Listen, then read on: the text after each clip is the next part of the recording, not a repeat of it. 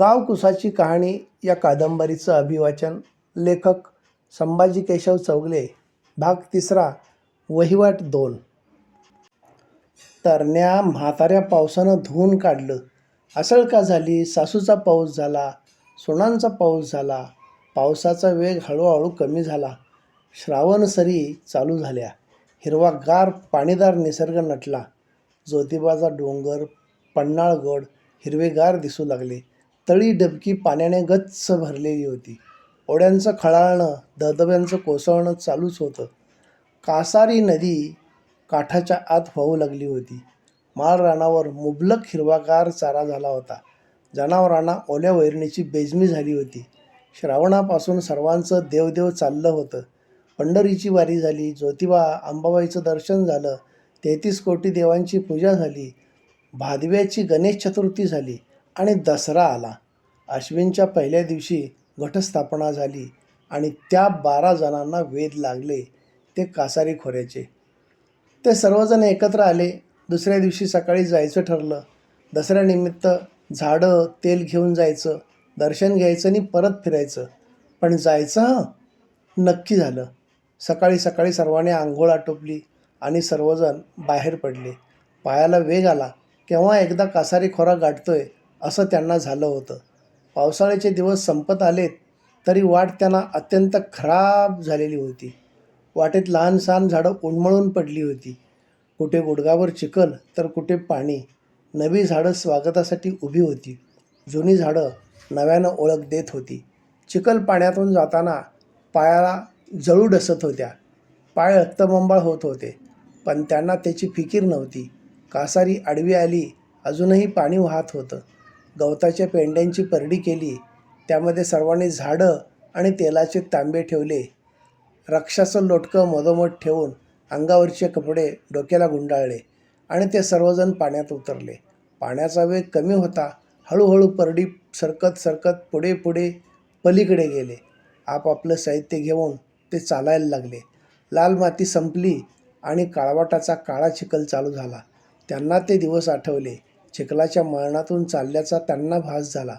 आभाळात काळे ढग जमा झाले होते, पण वळिवाची सर येईलच असं नव्हतं. दुरून झोपड्या दिसू लागल्या तसे सगळ्यांचे पाय झपाझप पडू लागले.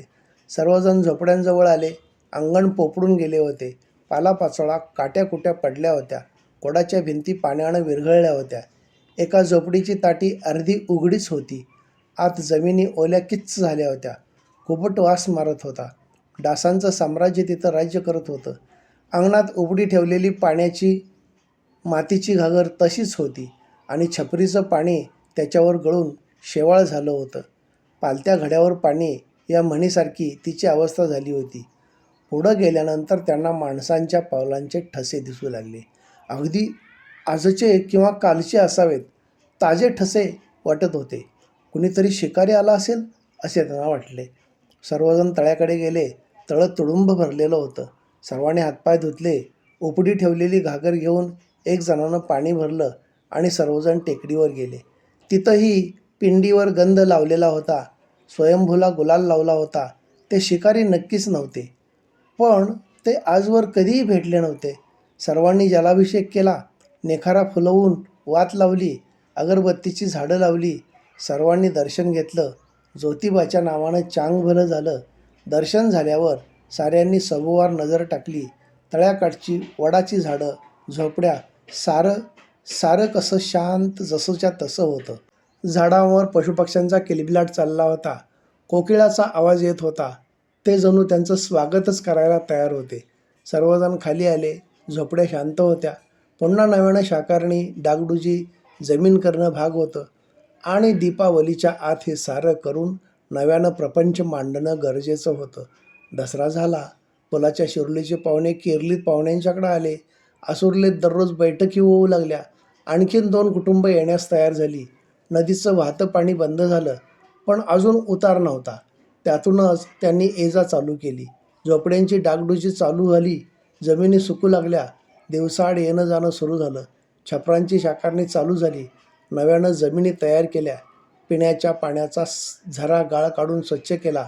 हळूहळू नदीला उतार मिळाला. पुन्हा नव्यानं घोडे बैल सजवले. त्यांच्या अंगावर सामान लादून जाग्यावर पोहोचवू लागले. सर्वांचे हात मदतीला लागून नव्या 2 झोपड्या सजल्या. अश्विनची अखेर आणि कार्तिकच्या मध्यावर दीपावली चालू झाली. आपापल्या कुळाकडून बैत्याचं धान्य मागायला चालू केलं. पोती भरून थाऱ्याला लावली.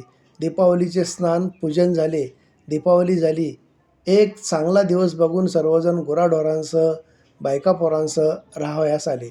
कासारीनं त्यांचं स्वागत केलं. सर्वांचे चेहरे आनंदले आणि पुन्हा नव्या जोमानं सुरुवात झाली. प्रत्येक वर्षाच्या सवयीनं त्यांच्यात सरावले होते. कामाचा जोर वाढला होता. प्रत्येकजण आपापल्या कुटुंबासाठी कंबर कसत होता. उन्हाच्या झळा वाढायला लागल्या होत्या. थंड पाण्यासाठी माठांची मागणी वाढली होती. तयार झालेला माठ हा हा म्हणता कपत होते. विसावा अजिबात नव्हता. दिवसभर चिखलात खपायचं आणि रात्री चांदण्यात सपान रंगवायचं. 3 महिने उलटून गेले होते. माघवारीची धांदल गावाकडं चालली होती. पंढरपुरात वारकऱ्यांची गर्दी झाली. चंद्रभागा भरून गेली. पांडुरंगाचं दर्शन घेऊन वारकरी भीती व्यक्त करत होते.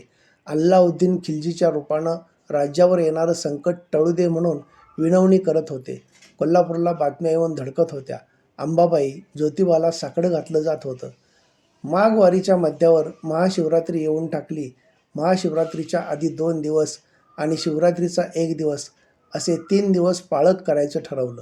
2 दिवस आधीच काम बंद केलं. आदल्या दिवशी सर्वांनी टेकडीवरची साफसफाई केली. गावाकडून पूजेचं साहित्य आणलं. शिवरात्री दिवशी भजनाचा कार्यक्रम आयोजित केला. गावाकडची प्रतिष्ठित मंडळी कार्यक्रमाला बोलवली. शिवरात्रीच्या दुसऱ्या दिवशी महाप्रसादाचं आयोजन केलं. महाप्रसादासाठी सुहासिनींची घाई गडबड दिसू लागली. आंब्याच्या पानांची तोरणं केली. फुलांच्या माळा केल्या. सगळी टेकडी सजवली. टेकडीच्या प्रत्येक दगडावर मातीचे दिवे लावण्याची तयारी केली. भल्या पहाटे कुंभारवाड्याला जाग आली. नुकताच पक्ष्यांचा किलबिलाट चालू झाला होता. गाईचं हंबरणं चालू झालं होतं. प्रत्येकाच्या झोपडीत दिवे लागले. चुली घुमू लागल्या. खाकाऱ्या ओकाऱ्या काढत लोक तळ्यावर आंघोळीला जाऊ लागले. तिथं गर्दी होऊ लागली. प्रत्येकानं ठेवणीतला पेहराव केला. सुहासिनी पाण्याच्या घागरी घेऊन टेकडीवर गेल्या. स्वयंभावर महादेवाच्या पिंडीवर जलाभिषेक झाला. गावाकडची निमंत्रक मंडळी आली. पूजा चालू झाली. जलाभिषेकानंतर दह्या-दुधाचा अभिषेक झाला. सर्वांनी महादेवाचा, ज्योतिबाचा जय जयकार केला. सारा कासारी खोरा जय जयकारानं घुमून गेला. झाडं-झुडपं आनंदानं डोलू लागली. सर्वांच्या चेहऱ्यावर समाधानाचे भाव उमटले. प्रत्येकाला एक वेगळा अनुभव जाणवत होता. पिंडीला दहीभाताचं लिंपण केलं.